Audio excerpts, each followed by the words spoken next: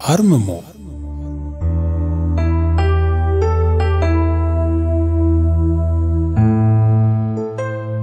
ደራሲ ዶክተር ኤልያስ ገብሩ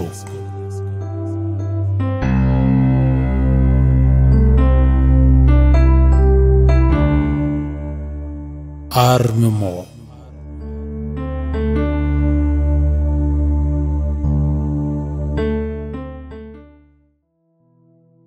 ምዕራፍ 12 መርዕድ ሰባተኛውንም ማህተም በፈታ ጊዜ እኩል ሰዓት የሚያህል ዝምታ በሰማይ ሆነ። በእግዚአብሔርም ፊት የሚቆሙትን ሰባቱን መላእክት አየሁ። ሰባትም መለከት ተሰጣቸው። የዮሐንስ ራእይ ምዕራፍ 8። እነሆ ከዚህ ያመረ ስፍራ ሆኜ ወደ ጥሞና ዓለም ነጎድኩኝ። ከኔዋ ሴት ቤር አርቄ በውጥን ውስጥ ወደ ራሴ የትውስታ ማህደር ተጓዝኩኝ። ከዕድሜ ማለዳ ጀምሮ ጥያቄዎች ነበሩኝ። ግን ለምን እናቴ ጠላችኝ? ለምንስ በእኔ ላይ ፈርዳ በሐሰት መሰከረች? በእናቴ ዕዳ ለምንድነው የምቀጣው ብዬ ስባዘን ከረምኩኝ። የኋላ ኋላም ድህነት ክፉ መሆኑን ተረዳሁ። ድሃ ለመኖር ሲል ክብሩና ስሙን አውልቆ ሊጥል ይችላል። በተለይ አግኝቶ ማጣት ደስታን ያመሻል። እናቴ ላይም አልፈርድ ዘንድ ራሴን ገሰጽኩኝ። አብሬ ያልኖርኩትና ፈተናውን ያልተጋራሁት ሰው ላይ እፈርድ ዘንድ እኔ ማን ነኝ?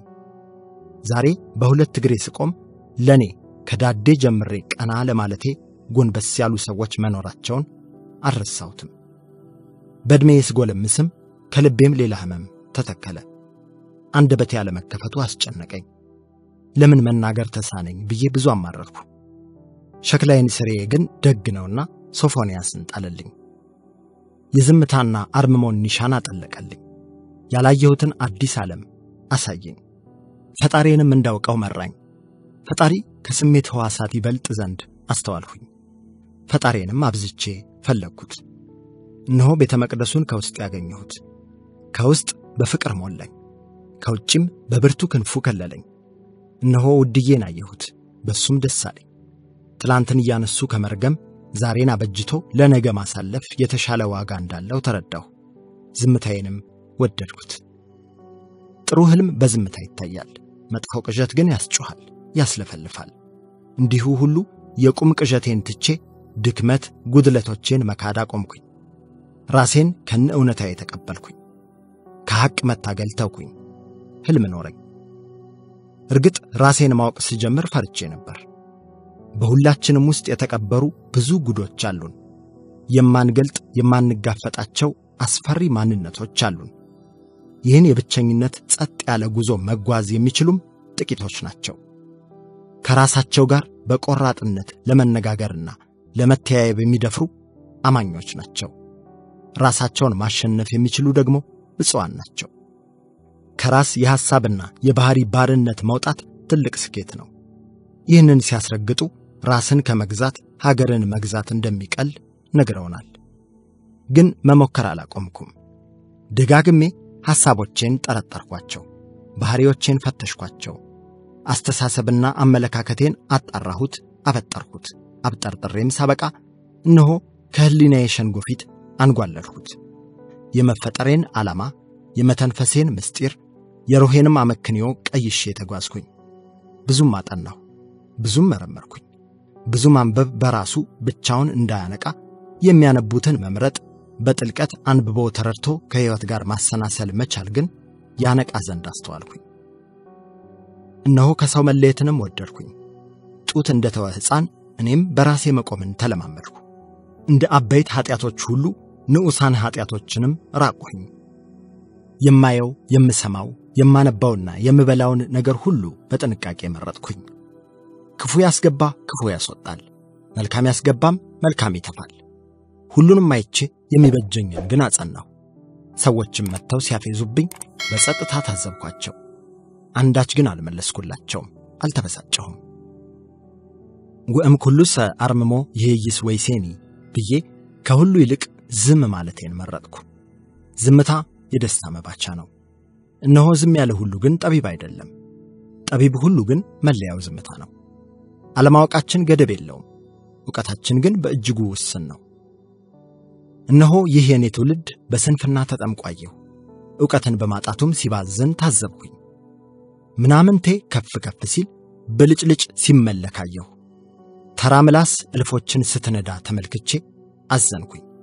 ወሬ ሲሸጥ እውነትን ከሐሰት አሉባልታን ከዜና የሚለየው መስመር ቀጥኖ ጠፋ። አብዛኛዎቹ ቃላቶቻቸውን አይቆጣጠሩም። ሲናገሩም ካንደበታቸው ጥሩ ነገር አይወጣም።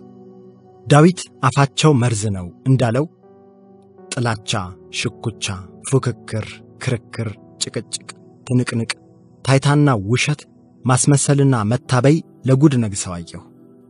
ምድር ላይ ያለ ሰው ሁሉ የማያውቀውን ነገር ሲፈራ ይኖራል።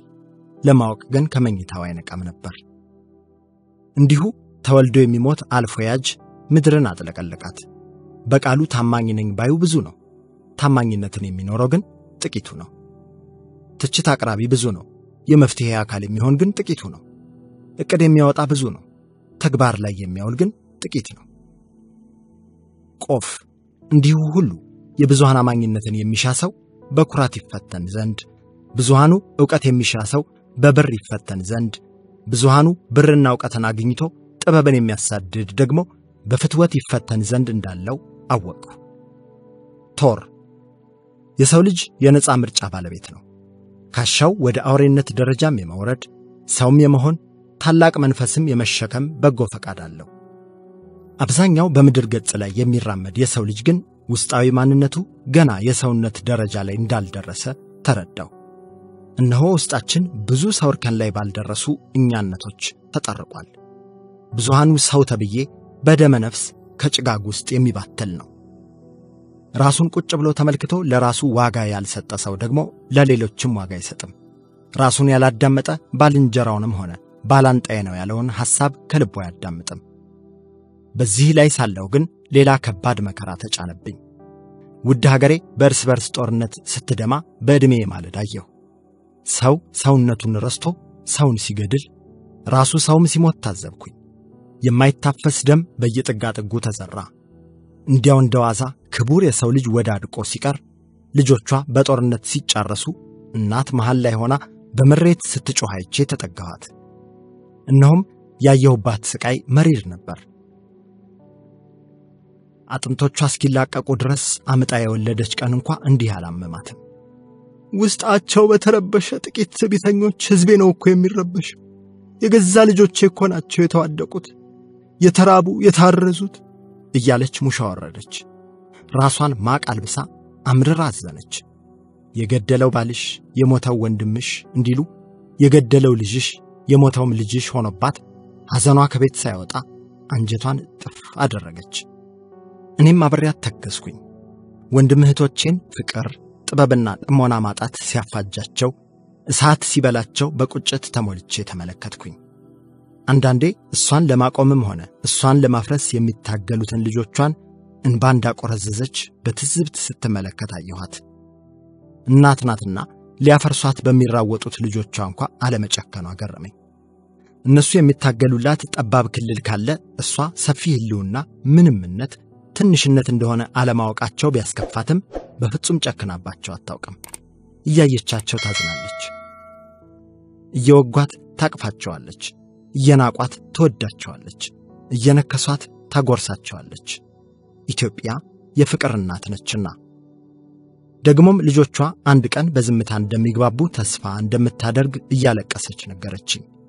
ከጫጫታ፣ ረብሻ፣ ንትርክና ጸብ ወጥተው በሰፊው ጥበብ በእውነተኛ የጥሞና ንቃተ ህሊና የሚበስሉበትን ጊዜ በጉጉት እንደምትጠብቅ አወጋች። የዝምታ ተቃራኒ ዋልታ ጦርነት እንደሆነ አሳወቀችኝ። ጦርነት የድምጾች ድግስ ነው። የጣረ ሞቶች ቃትቻ፣ የጥይትና ፈንጂዎች የአደባባይ ፍንዳታ፣ የአረርና ባሩዶች ነፍሰ በላ ሽታ፣ ካለፈም በኋላ የሚጮህ መጥፎ ጠባሳ አለው። እኔም ምክር የማይሰማውን ልቡ የደነደነውን የዚያና የዚህን ትውልድ ክፍል ወቀስኩኝ። እኛ ድኩማኖቹ ግን እስከ መቼ እርስ በርሳችን እንራኮታለን? የስሜትና እልህ ግልቢያው አይበቃንም ወይ ስል ጠየቅኩኝ። ራሳቸውን ያልገሩ ጠባብ ቡድኖች እስከ መቼ እኛን እንዲነዱ እንፈቅዳለን? መቼ ነው ወደ ውጭ ሳይሆን ወደ ውስጣችን መኖር የምንጀምረው?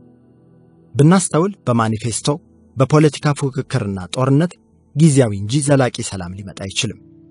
እውነተኛ ሰላም ከግለሰቦች ውስጣዊ ስክነት እንጂ ከቡድኖች ሽኩቻ አይወለድም። ዋናው ውጊያና ፍልሚያም የሚደረገው ከራስ ጋር ነው። አንዳንዴ በሐሳብ መከራከር ካላስማማን ዝምታ ያስማማናል። በዝምታዎች መካከል ጸብና ፉክክር ትንንሽ ሞቶችን ይሞታል። እንዲሁ ሁሉ ትክክለኛው ሰላም ከጥሞና ይወለዳል። ብዙ ሰው አርምሞን ከተለማመደ፣ ሕዝብ በአንድ ልብ ተሰባስቦም ከተመሰጠ የዘላቂ ሰላም መንገድ ይዘረጋል። ከአንድ ሁለት ከሁለት ሶስት ይሻላልና የብዙሃኑ የነቃ ማንነት ሀገርን ያነቃል። ዋው! ዜጎች እግረ ህሊናቸው ሲዳብር የሀገር ሰላምና ብልጽግና ይረጋገጣል። በዚህች ድንቅ ምድር የሰላም በረከት ይታፈሳል። ከሸገር እስከ ድንበር፣ ከራያ እስከ እዣ፣ ከኮይሻ እስከ መናገሻ፣ ከወልቂጤ እስከ ወልመራ፣ ከወልቃይት እስከ ወልአይታ፣ ከወሎ እስከ ወልዋሎ፣ ከጎንደር እስከ ሐረር፣ ከሰመራ እስከ አስመራ፣ ከአክሱም እስከ ላሊበላ፣ ከጀጎል እስከ ሾንኬ፣ ከሞያሌ እስከ ባሌ ሰላም፣ ዕውቀትና ጥሞና ለጉድ ይዝነብ። ሆዳችን ብቻ ሳይሆን አንጎላችንም ይጥገብ ስል በአርምሞ ጸለይኩኝ። በጥሞና ያለን ሰዎች በሁካታ ካሉት ወገኖቻችን በእጅጉ ስለምናንስ ሰላምን ማሳካት ጊዜ እንደሚፈልግ ግን አልተጠራጠርኩም። ቢሆንም መሳሪያ አልባ የፍቅር ትግሉም አይቆምም። ገና ብዙ ዝም ያለ ወገን ይመጣል። ገና በዝምታና ዕውቀት የሚነቃ የጥሞና ትውልድ ይፈጠራል። አሪፍ አይቸኩልም ብሎ በትዕግስት ጥበብን የሚቀስም በሃይኪንግና መንፈሳዊ ጉዞ ተራሮችን እየወጣ የነፍሱን ትንሣኤ የሚያውጅ ትውልድ ይመጣል። የዘመኔ ዜመኛ ዮሐናም እንዲህ ብሎ አዜመ። ያበረታል ያላጠፋ ችግር መንፈስም ሥጋ ዝምታን ስማት ጥበብን ፈልጋት ንቃ። ሰምተንም ነቃን። ታው ቀጥሎ ደግሞ ሌላ መልእክት ወደ እኔ መጣልኝ። አለኝም ይህ ትውልድ አብዝቶ ዝም ቢል መልካም ነው። ጥሞናው ቃላቶቹን ቢቀድሙም መልካም ነው። እርባና ቢስ ወሬ፣ አሉባልታ፣ ሐሜት ወዘተ መቀነስ አለበት። ድምጾች ይቀንስ። ስልኮቹ ሲጠሩ ሌሎቹን እንዳይረብሹ ያደርግ። የመጥሪያ ደውሎቹን በውስጡ ይሙላ። ጥሩምባዎቹን አያንባርቅ። የሚከፍታቸውን ማናቸውም ነገሮች በልኩ ያደርግ። የበይነ መረብ ተጋላጭነቱ አንጎሉን በሚረብሽና በሚቆጣጠር ደረጃ አይሁን። የዘመኑ ቴሌቪዥን፣ የሳተላይት ፊልሞችና ውድድሮች፣ የማህበረሰባዊ ድረገጾች ምስሎች፣ አጫጭርና ረጅም ቪዲዮዎች እንዲሁም ጌሞች መቅረጻ አንጎል ድግምታቸው ቁራኛ እንዳይሆን ይጠንቀቅ። ያህ በርግጥ ጨዋታ እኮ አይጠላም። ከወዳጅ ጋር ሰብሰብ ብሎ መልካሙን መወያየት፣ መቀላለድና መሳሳቅ ጭንቀትን ያቀላል። የሥራና የኑሮን ውጥረት ያረግባል። በዚያው ልክ ግን ለዝምታም ቦታ ሊሰጠው ይገባል። አንዳንዴ በዝምታ ውስጥ መግባባት ያሻል። የአፍ ወለምታ በቅቤ አይታሽም ይባላል። ዝምታ ግን ወለምታ የለውም። በራስ መንገድ በራስ እይታ ከመንጋው ተገንጥሎ መጓዝ ጥበብ ነው። በመንፈሱ የሰለጠነ ሰው ሀገር ከሚገዛ ሰው ይሻላል። ምሳሌ 16:52 ተብሎ እንደተጻፈው መንፈሳዊ ስልጣኔያችንን ከቋንቋና ቁስ ስልጣኔያችን በላይ ቦታ ልንሰጠው ይገባል። የንቢቱን ተወረድ፣ የሰራተኛ ንቦቹንም የቀፎ ንድፍ፣ የማር ወለላ የሚፈስበትን ሰፈፍ ጥበብ ንባናቢዎች ያስተውሉ። በእርሻ አበባ በመንከባከብ፣ ጸጉር በመቆረጥ፣ ልብስ በመስፋት፣ ወክ በማድረግ፣ ስዕል በመሳል ወዘተ ያሉንን ጥሞናዎች ልብ እንበል። እነሆ ለዚያኛው አመፀኛ የዘመኑ ፈርዖንም አንተ ተሳስተህ ሌሎችንም አታሳስት በሉት። ታይታን ፈላጊ ግብዙንም ተገሰጽ በሉት። በስጋዊ መንገድ ሚሊዮኖች ከሚከተሉህ ወደ መንፈሳዊ መንገድ አንድን ሰው መምራት ይሻላልና ያ የምትመራው አንድ ሰው ደግሞ ቅድሚያ ራስህ ቢሆን ምንኛ ያማረ እንደሆነ አሳውቁት። ላሜት የሰው ልጅ ከሚያውቀው የማያውቀው ነገር እንደሚበልጥ እስከሚያምን ድረስ ወደ ቀጥተኛው መንገድ አይመጣም። ብዙ ነገሮች እንደምንገምታቸው አይደሉም። እናውቃለን ብለን የምናስባቸው በርካታ ነገሮች ላይ ስህተት ነን። ለምሳሌ የግመል ኩላሊት እንጂ ሻኛ ውስጥ ውሃ አይጠራቀምም። የኮብራ ጭራ የሚርደው ለማስፈራራት ሳይሆን ራሱ ስለሚፈራ ነው። ኦክቶፐስ 8 እግር የለውም፣ 2 እግርና 6 እጅ እንጂ። ድመት ወተትን የሚሰብር ኤንዛይም በሰውነቷ የለም። የምንሰጣት ወተት አይስማማትም። በዓለም ላይ በዓመት ብዙ ሰው የሚገድለው እንስሳ ጉማሬ ነው። ይኸው ጉማሬም በአፉ ይጸዳዳል። በአእምሮው ከስቶ ስጋና ስሜቱን ያደለበ ሰውም አፉ ሰውን የሚያጋድል ክፋት ይተፋል፣ ይረግማል፣ ይሰድባል። እናም ስለኛም ይሁን ስለ ዓለም ከምናውቀው የማናውቀው በእጅጉ ይልቃልና ንግግራችን ቁጥብ ይሁን። ደግሞ ከድምፁ ይህም ተነገረኝ፣ ቃላቶች ማለት አንተ ማለት አይደለም አለኝ። ማብራሪያም ዋናውን ነገር ሙሉ በሙሉ አይወክልም። በልቡ እውነታዊ ሰላም መኖር ያቃተው በከንፈሩ ላይ ይኖራል። ንግግሩ እኮ ጊዜያዊ አቅጣጫ ማስቀየሪያ እንጂ ዘላቂ እውነት አይደለም። እነሆ ጆሮዬን የደፈነው ሸክላ ባቦካው ጣት ይበሳል። ብርሃን እንደባረኩት ሁሉ ጨለማንም ባረኩት። ቃላትን እንዳወደስኩኝ ሁሉ ጸጥታን አወደስኩት። ቃላትን ትርጉም የሚኖራቸው ዝም ያለ አድማጭ ጆሮና ዝም ያለ ልብ ሲገኝ ብቻ መሆኑን ተገነዘብኩ። ኦሜጋ ፍጥረታት በሙሉ የሚፈልጉትን ነገር ለማግኘት በዝምታ ይታገሳሉ። ነብር አደኑን ለመያዝ በጸጥታ ያደባል። የሰው ልጅም እንዲሁ ውስጣዊውን ግዙፍ ኃይል ለማጥመድ ማድባት አለበት። በድካም የተገኘ ዝምታ ነፃ ያወጣል። ውስጥን አጥርቶ የመወሰን ጥንካሬንም ይሰጣል። አዎ ይሄ ውስጣዊ ጉዞ እርግጥም ከባድ ነው። ኤቨረስት ተራራን ከመውጣት የበለጠ ይፈትናል። ብዙ ሰዎች አንድን ተራራ ወጥተው ሲጨርሱ ተራራውን አሸነፍነው ይላሉ። ተራራው ግን ከነግዙፍ ግርማ ሞገሱ ቆሞ በትዝብት ሲያያቸው አስተዋልኩት። ጉዞ ወደ ውስጥ ሲሆን ግን አሸናፊም ተሸናፊም ተጓዡ ነው። እናም በውሸት የገነባኸውን በወሬ በጭልጭ ያሸበረከውን የእኔኮ ማንነት ግንብህን በአርምሞ ስታፈርስ እውነተኛው ቤተ መቅደስህን ታገኘዋለህ፣ ገንቢህንም ታደንቃለህ። ሄት ከዘረጉ ሳያጥፉ ከቆሙ ሳይቀመጡ በአርምሞ የጸለዩ ደጋጎች እያሉ ይሄ ሁሉ መገለጥ ለምን ለኔ ተገባኝ ብዬ ጠየቅኩኝ። ሰጪው የማይከራከሩት ደግ ስለሆነ እንጂ ተቀባዩስ ሳይገባኝም ነበር። እሱ ግን ምህረቱ ለዘላለም ነው። ፍቅሩንም ሳይ ከስስታምነት እግረ ሙቅ ተላቀቅኩኝ። የቃላት አመስኳዬ ቆመ። እንደ ጦጣ ከወዲያ ወዲህ እየዘለሉ የተመሰቃቀሉ ሐሳቦቼ ተስተካከሉ። ያ አምባዬ አበረታኝ። በእንዲህ ያለ የመገለጥ ጉዞዬ ላይ ሳለሁም ቬራ ወደ ሕይወቴ መጣች። የፍቅር ቅፏ ውስጥ ሆኜ እፎይ ያልኩኝ። ያነጻትን እጅም አመሰገንኩት። እነሆም የኔ ፈቃድ ይሁን የሱ ዕቅድ ይሄን የሸለመኝ ብዬ ስጠይቅ አንድ መልስ መጣልኝ። የሰው በጎ ፈቃድና የፈጣሪን ቀድመ ውሳኔ መረዳት ከባድ ዕውቀት እንደሆነም ተነገረኝ። የአምላክ ጥበብ ግን በሁሉም ዘመን ላይ መብራራት የሚችል ጊዜ ተሻጋሪ ነውና በዘመናችን ባለው የጌም ጨዋታ ተምሳሌትነትም ጥበቡ ተብራራልኝ። የጌሙ ዲዛይነር ሥርዓትና ደንብ የጌሙን ገጸ ባህሪያት ሁሉ ቀድሞ አርቅቋል። ጌሙን የሚጫወተው ግን የሰው ልጅ ነው። የመጫወቻ መቆጣጠሪያ ጆይስቲክ ጥሩ አድርጎ የተጫወተ ጥሩ ውጤት አግኝቶ ወደ ከፍተኛ ደረጃዎች ይሻገራል። ጨዋታው ከብዶት አቅቶት የደከመ ሰነፍ ደግሞ ከመጀመሪያውም እርከን ሳያልፍ ይቀራል። ዋናው ጉዳይ ደግሞ የትኛውም ተጫዋች በጣም በጥሩም ይሁን በጣም በደካማነት ጌሙን የሚጫወተው ጌሙን ዲዛይን ያደረገው ሰው የሰውየውን መጨረሻ ያውቃል። እንዲሁ ሁሉ ፈጣሪም የሰው ልጅ በየትኛውም የሕይወቱ አቅጣጫ ቢሄድ መዳረሻው ምን እንደሚሆን ያውቃል። ያም ብቻ ሳይሆን ሰውየው ያልመረጣቸውንም አማራጮች ወስዶ ቢሆን ኖሮ የጨዋታው ማብቂያ ምን ሊሆን እንደሚችል ያውቃል። ለዚህም ነው ፈጣሪ የሆነውን ያልሆነውንም ያውቃል የሚባለው። ታዲያ በሰው ሰራሽ ጌም ጨዋታ ተጫዋቹ ቢሸነፍና ቢሞትም ሞቱ ግን የእውነት ሞት አይደለም። በገሃዱ ዓለም የሕይወት ፈተናውን የወደቀ ሰው ግን የሥጋም የነፍስም ሞት ሊሞት ይችላል። ነገር ግን እኔ ሞትን አልፈራም።